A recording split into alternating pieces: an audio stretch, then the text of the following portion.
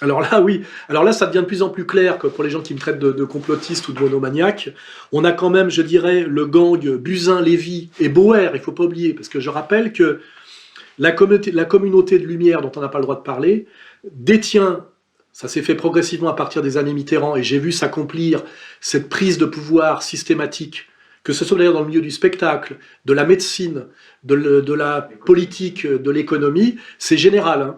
On voit bien aujourd'hui que nous avons d'un côté le gang Buzyn, Lévy, Bauer, hein, parce que je rappelle que c'est Bauer là, qui décide en gros de la stratégie, on va dire, politico-policière de la France. Je rappelle bon, qu'il est de la communauté, évidemment, ancien grand maître du Grand Orient. Donc c'est vraiment un agent impérial intégral. C'est pas du tout, pour citer encore Cohn-Bendit, quelqu'un qui représente la majorité française, et ce que j'appellerais la majorité du producteur séducteur, du producteur sédentaire, du cochon de payant et du gaulois. Hein, voilà.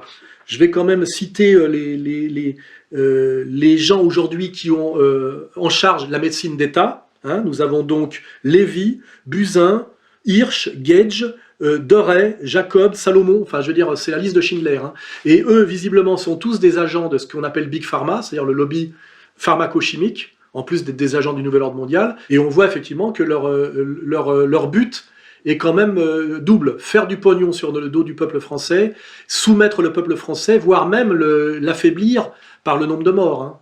Voilà, parce que ce peuple français, on le voit, par le soutien massif que rencontre le professeur Raoult, le peuple français commence à gronder, est en colère, et s'il commence à gronder après une semaine de confinement, je ne vois pas ce qui va en être quand on va nous annoncer, quand le pauvre Macron, qui est lui un otage entre la colère populaire, ce qu'on appelle ses élus, et les maîtres oligarchiques incarnés très très bien par Attali. Je rappelle qu'Attali nous a bien dit qu'à un moment donné, si le nouvel ordre mondial ne pouvait pas passer par la mondialisation heureuse, il pourrait passer par la pandémie. Il l'a écrit, hein, faut pas oublier, hein, on y est. Hein, voilà.